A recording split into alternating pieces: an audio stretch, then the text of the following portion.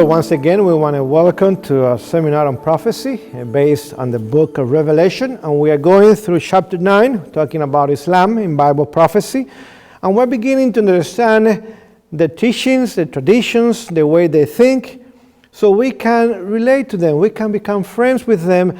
And by the grace of God, eventually show them the beauty of plan of salvation in Christ.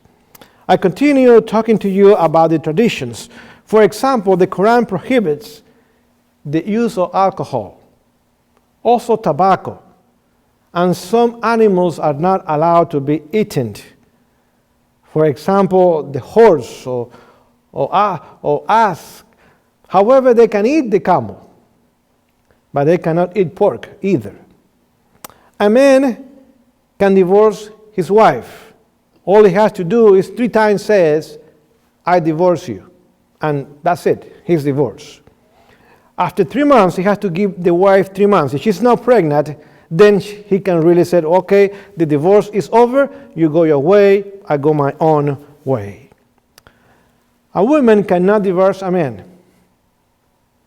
There are only 3 exceptions. Number 1, if the man has mental illness. Number 2, if the man cannot perform.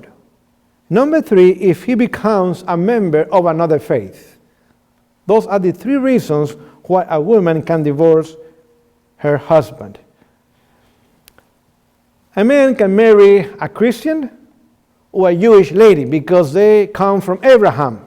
However, a woman cannot marry another man from any other faith. She can only marry a Muslim. Children belong to the father, not to the mother. And there is not much fairness for women in Islam. For example, inheritance. A daughter will get only half of what the son will get. It will take 2 women in court to equal the testimony of 1 man. For example, if a woman goes to a bank, she can only talk to the ladies in the bank. No man can talk to her, and she cannot talk to men. And when they go to pray, when they go to do their worship, men go in front, women stay in the back. They cannot be together. What more can we say about Islam? For Islam, the world is divided into 2 territories. One is where Islam dwells, and the other is where war dwells. So if a territory, if a nation is Muslim, it's fine. But if not Muslim, then you have to fight to conquer that land for Allah. So people there will become Muslims. Let's go back once again to Revelation 9. And let's read now verse 3. And says, "And there came out of the smoke locusts upon the earth, and unto them was given power, as the scorpions of the earth have power." So we see that the Bible compares the follower of Muhammad as locusts, and there are plenty of them in the Middle East. You know what locusts do? They come into a field and they eat everything, they destroy everything. Scorpions, they're also in the desert. And they kill the prey by using the tail. They have a hook at the end of the tail, and in it there's poison. So they put the poison into the victim's body, and that's how they kill the victim. But also the Bible says, and I'm going to read it to you, Isaiah chapter 9. Isaiah chapter 9. Let's read a verse there that will help us see the meaning of what I'm talking to you about. Isaiah chapter 9, verse 15. And says, "The ancient and honorable, he is the head, and the prophet that teacheth lies, he is the tail." So the scorpion, they killed the victim with the tail. So we see what the Bible is once again trying to show us. Let's go to verse 4.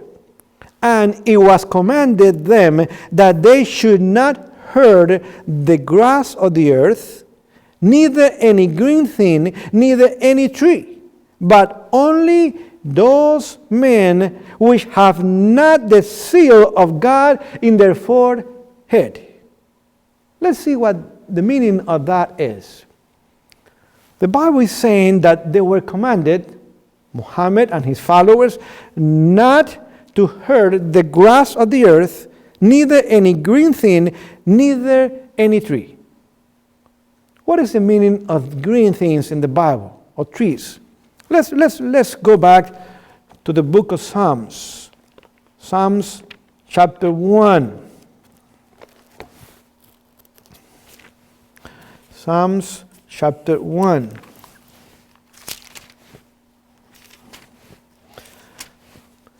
And I read to you, Psalms 1:3.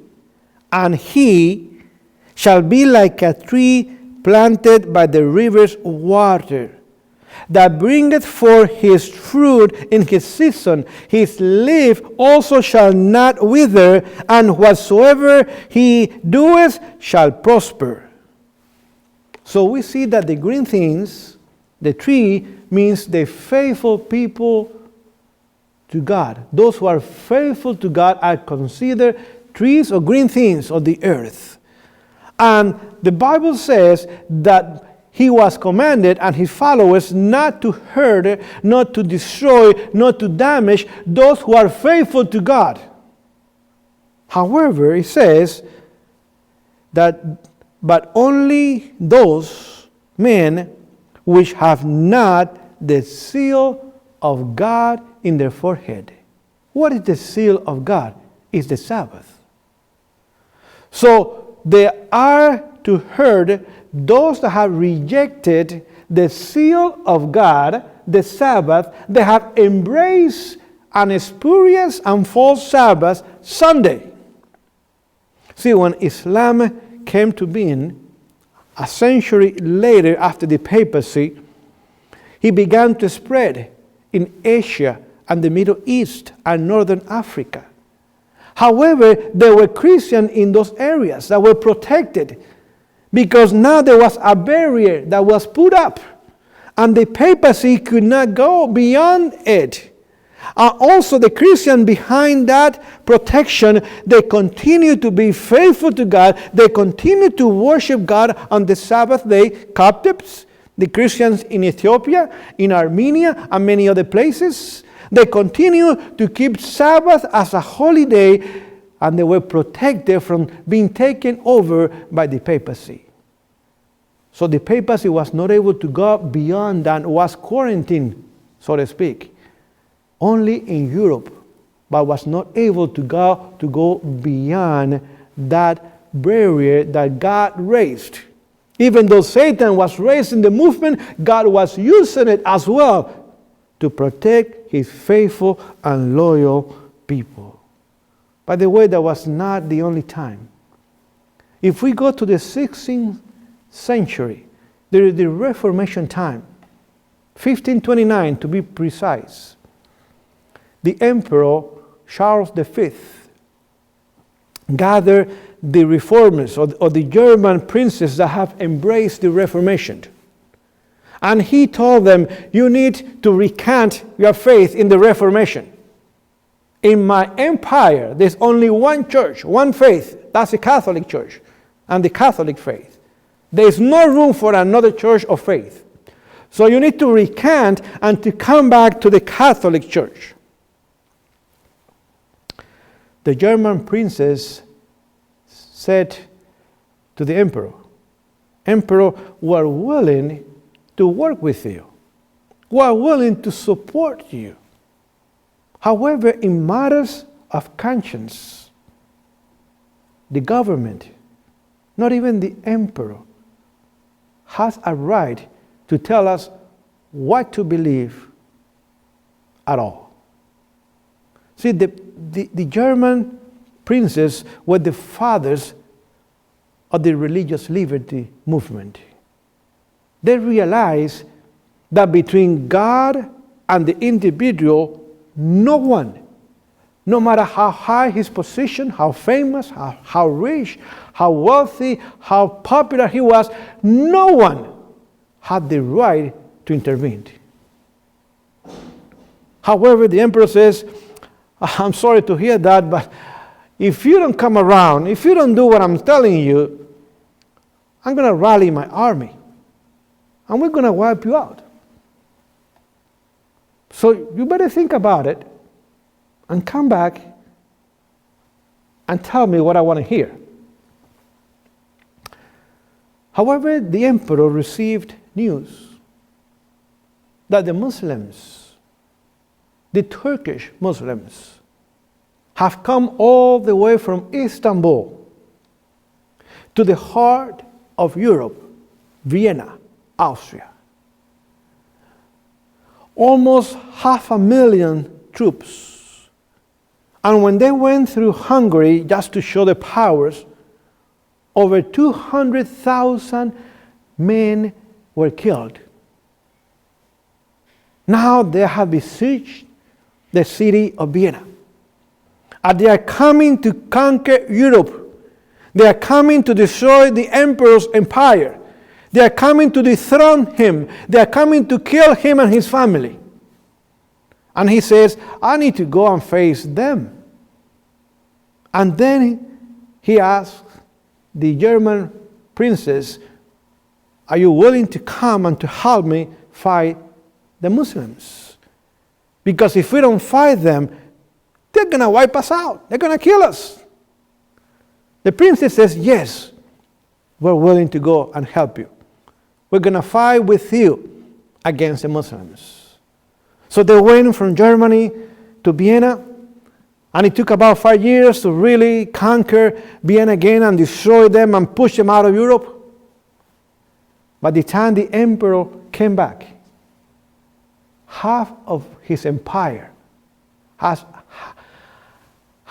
embraced the Reformation faith. They have become now Protestants. Too late to do anything about them. Now he came back, and then he let them be what they had decided to be.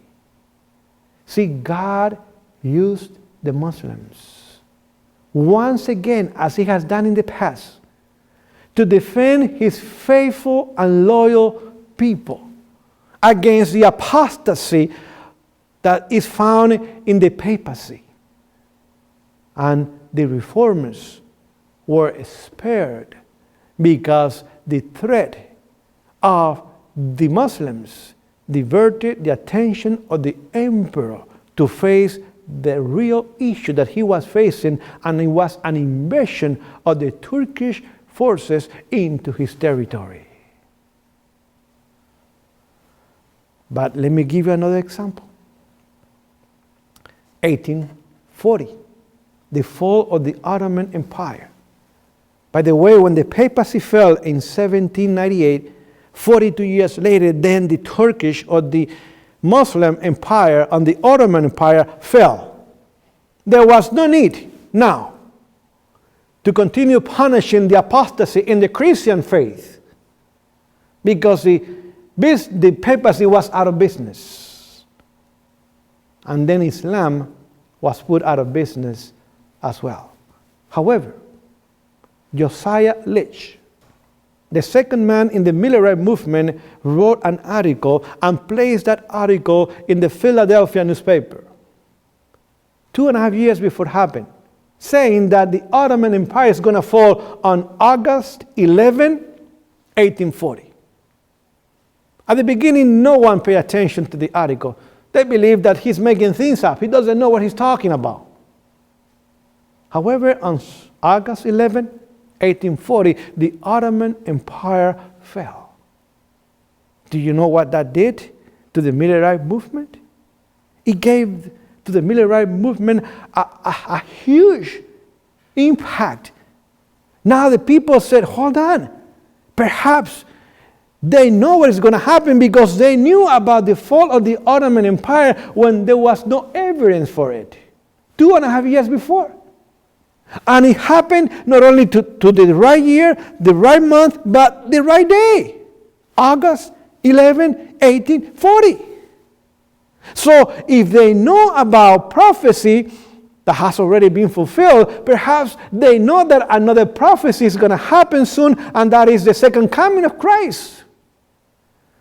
Now people began to pay attention to the Millerite movement because they knew the Bibles and they knew prophecy as well. See, once again, even when the Ottoman Empire fell, that helped the people of God to continue doing ministry and preaching the gospel and telling the world to prepare for Jesus' second coming. But now in the news, you find just about every day something about Islam. Islam is alive, it's back again, and it's doing what it's supposed to be doing, which is to condemn, to punish apostasy in the Christian churches of today. Let me give you an example so you can see the relation. John Paul II was elected Pope in October of 1978. A year later, October 1st to 7th of 1979, President Jimmy Carter, a Baptist, invited the Pope for the first time ever to come to the White House. I mean, you have some other popes that have come to the United States, but they came to the United Nations. They had never been invited by the president or any other American politician. That was the first time when an American president and politicians invited the Pope to come to America. What happened just a few weeks later? Then you have the Iran hostage crisis, November 4, 1974. See, as America now was helping the papacy to come back, as America was beginning to heal the deadly wound, now Islam begins to come back as well.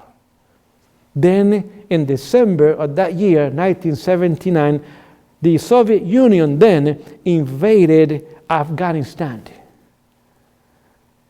And then the conflict began there.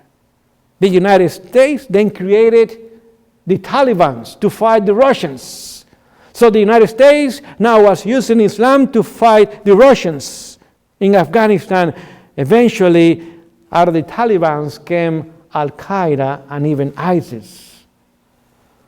Then in 1984, the Pope comes to the United States again, now invited by President Reagan.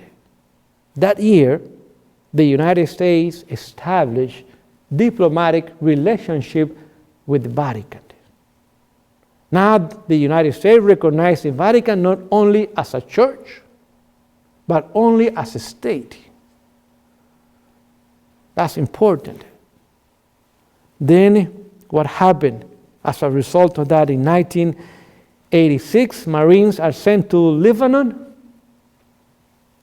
The Arabs or the Muslims attacked them in the barracks early in the morning, and 260 plus Marines died that day. 1986, Gaddafi, he was alive then in Libya. He was funding terrorist organization, and they bombed a plane that was bound to the United States when he was flying over Scotland. 1990, now the United States goes to fight Muslims again in Iraq during the Desert Storm War. Then in Kosovo, Albania, Yugoslavia. In 1993, then you had the World Trade Center. A bomb was placed there by Islam of Islamic followers. Six people died. In 1998, then you have the United States embassies in Kenya and Tanzania bombed. Over 200 people died there. 2000, Al-Qaeda tried to sink one of the America's largest Navy ship, the U.S. Cole, as it sat in the harbor of Aden in Yemen. Then you have September 11. By the way, during the presidency of Bush, the father, once again the Pope was invited to come to the U.S. During the presidency of Bill Clinton, once again the Pope was invited more than one time to come to the U.S. So the U.S. and the papacy were working together more and more and more. And at the same time, Islam was now hitting against the United States and his allies in the West. September 11, you had the towers falling down, and the Pentagon in Washington, D.C. also hit. Almost 3,000 Americans died that day. As the papacy is increasing in power, prestige, and influence, now we see Islam fighting the United States for trying to heal the deadly wound, but also you see the United States fighting against Islam. So you see now the conflict. So you have now the United States trying to conquer Islam by force. And by the way, that's the only language they know. So the Crusades that took place in the Middle Ages is happening today again. But this time is the U.S. fighting against Islam and trying to control them and trying to manipulate them so they will be quiet and submissive and they will follow the agenda of the papacy. It's not that they're going to change faith. They will continue to be Muslims. But the leaders will tell them to obey the agenda of the papacy, because they have been placed in power to do that. You can see it in Libya, in Iraq. You can see it also in Afghanistan, in Tunisia, in Egypt, and many other Muslim countries. There have been revolutions. Those revolutions have been orchestrated by the papacy through the United States. So new leaders will come into power that they will be able to control and manipulate, and then the people also will be manipulated through the leaders. So you see the confrontation that is going on. In the meantime, the papacy is looking good. They are not doing anything, supposedly. They have their hands behind their back when they are really manipulating and doing things. But we don't see them doing anything because the U.S. is doing the dirty work for them. Then we see that Islam is fighting the U.S. and the U.S. is fighting Islam. So they are fighting one against the other, and in the process, both of them are getting weaker and weaker and weaker. However, the papacy is getting stronger and stronger and stronger and stronger. So as the papacy has the two powers fighting against themselves, in the process, the papacy is rising up, the deadly wound is being healed, and is gaining prestige and power and influence around the world. America and also the Islamic people, they believed that the papacy is a peacemaker organization. It talks about loving each other, it's talking about making peace, when in reality, the papacy is agitating. It's creating ISIS through the United States. That way, there will be eventually a crisis so bad and so big that the world will look for someone with prestige that is talking about peace and love and accepting each other as the only power that can mediate and perhaps bring peace and understanding to a crisis. Friends, once again, Bible prophecy is right. What we see today in the news is Islam punishing counterfeit Christianity. In the meantime, counterfeit Christianity, the papacy and the United States, apostate Protestants, are focusing their effort on Islam, giving us time and freedom to get ready and to proclaim the message, because they are so busy with them that they don't have time to deal with us. But eventually, Islam will come under control by force. And then, perhaps soon, we are going to be the target. The people of God that keep the commandments of God and also have the testimony of Jesus Christ. So friends, time is running out. Let's use this time of peace and prosperity that we have to get ready, but also to help as many other people to get ready, to preach the gospel, to publish it, to give it out. A time is coming when we will not be allowed to do what we're doing today. Praise God for the time, the extra time that He's given us. May we also work for the wonderful and beautiful Muslim people, and then they will see the beauty of Christ, and then they will also follow Him. May God bless us once again.